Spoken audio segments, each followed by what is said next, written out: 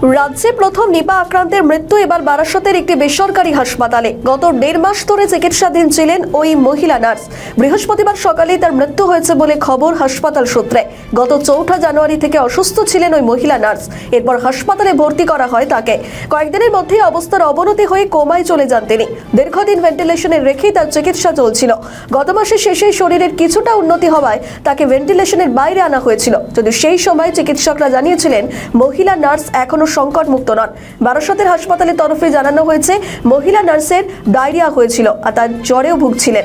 আর সেই অবস্থায় প্রথমে কাটোয়া, তারপর বর্ধমান মেডিকেল কলেজ এবং শেষে কলকাতায় স্থানান্তরিত করা হয়। রক্তের নমুনা পরীক্ষায় জানা যায় তিনি নিপা ভাইরাসে আক্রান্ত।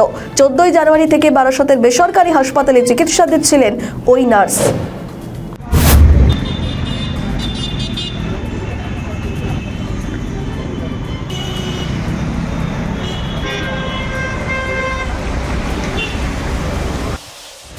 আমাদের ভিডিও ভালো লাগলে লাইক ও শেয়ার করুন। কমেন্ট সেকশনে আপনাদের মতামত জানান।